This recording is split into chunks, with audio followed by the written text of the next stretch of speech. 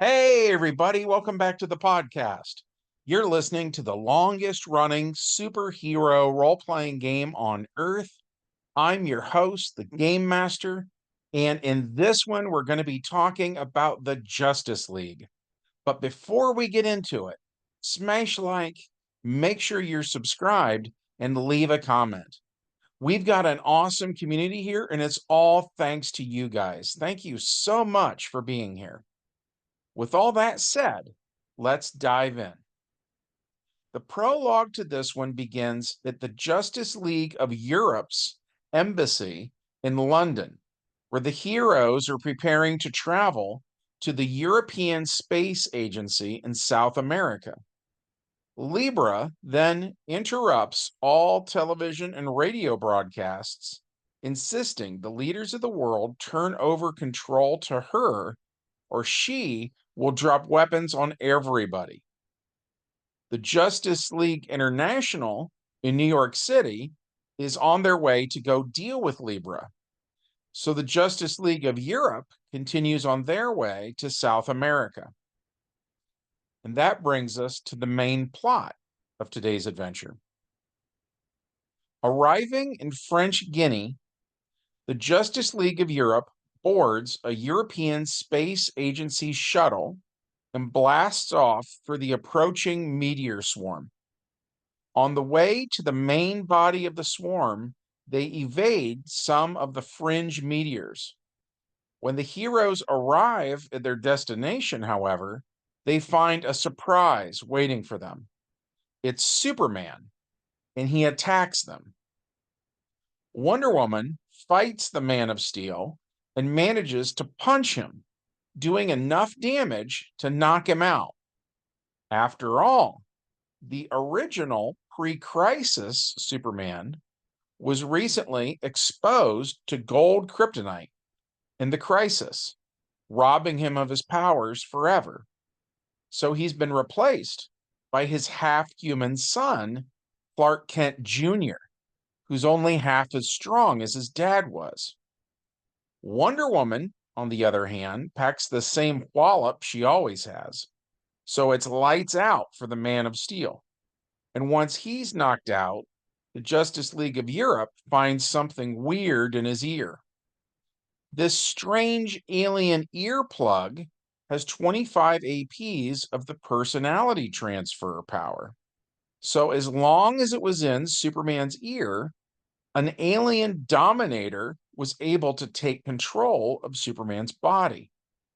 Once Maxima removes the earplug with her telekinesis, being careful not to touch it for fear the Dominator would take control of her too, Superman comes to and is his old self again. Using his various vision powers, Superman can see which meteorites have the madness virus on them. So he shoots them with heat vision, breaking them into pieces small enough that what's left is going to burn up on reentry. Also, in the meteor swarm is a fake meteor. This is an alien device merely made to look like a meteor. So the Justice League takes it back down to Earth, and Superman takes the device to the Batcave, where Batman is sitting at the Bat computer. Batman analyzes it and concludes that this is a Dominator device.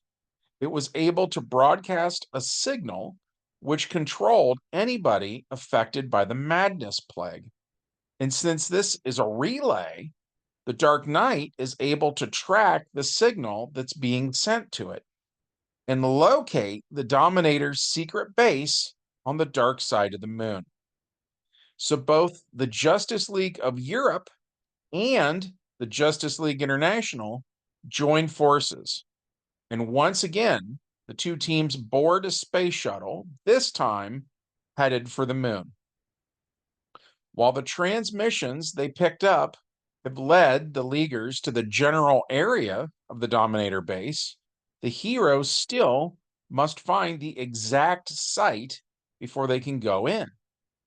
Superman's X-ray vision detects it 20 feet beneath the floor of a lunar crater. Closer investigation detects a transmitter disguised to look like a large rock outcropping on the crater floor. Once the heroes have located the base, they still have to get in. Investigation of the crater floor reveals no direct openings to the base. The Dominators enter or leave by teleportation. So the heroes blow a hole in the center of the crater and begin to tunnel in using their various powers. They pass through 20 feet of lunar soil, finally bursting into the base, finding a large storage area filled with crates of various shapes and sizes. Examination shows that these crates are full of freeze-dried foods and high-tech equipment beyond Earth's current tech level. The crates are also covered in strange hieroglyphics. It is obvious that these markings are not from any Terran language. Also here is a high-tech security system. As soon as it detects the Justice League, it begins to fire lasers at them, which Wonder Woman parries with her bracelets. The various Leaguers shoot at the assorted laser projectors, taking them out one by one. They make their way deeper into the facility, and on level 2, they find the living quarters of the Dominators, which are extremely Spartan. They contain only the garments that the Dominators wear, and nothing else of interest. Moving on to level 3, the League finds a lab area. Here, they see all sorts of high-tech medical equipment, as well as more Libra clones. As soon as the League enters this area, the clones are activated, and each of them has an earplug like Superman had earlier. And because the clones are controlled by the Dominators, they don't make the same mistake twice.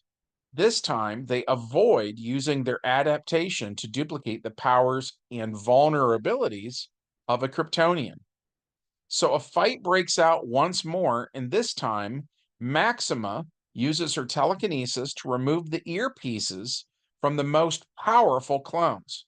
As soon as she does, the mindless clones slump over onto the floor, and the most powerful members of the Justice League help their teammates deal with their counterparts. So the fight is over soon enough. After dealing with the Libra Corps, the heroes stand on the verge of confronting the villains behind this entire scheme. The only thing separating them is the ramp leading down to the 4th level. However, the villains are ready and waiting for them. As the Justice League emerges onto level 4, the Dominators open fire with disintegrator rifles. 3 Dominators try to hold off the heroes, while a 4th Dominator works to overload the power plant. 2 more Dominators, a scientist and his pilot, escape down a secret tunnel. Superman sees them with his vision powers, though, and he also notices the head scientist shoving something in his pocket as he leaves. It's a Green Lantern ring.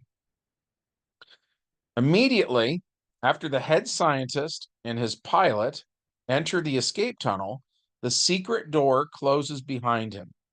So Superman busts down the door, which only had a body of 15, and enters the tunnel, but it's been filled with the madness plague microbes.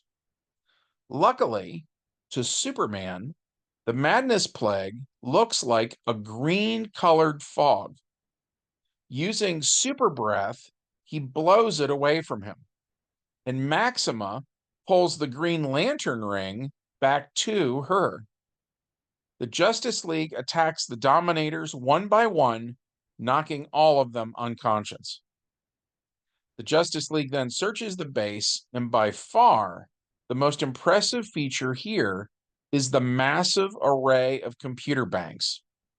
The Dominator's computers contain all the records of the Dominator's mission, as well as the files they have compiled on the heroes, their powers and limitations, as well as their personalities and tactics, and the details of the Dominator virus, as well as its antidote.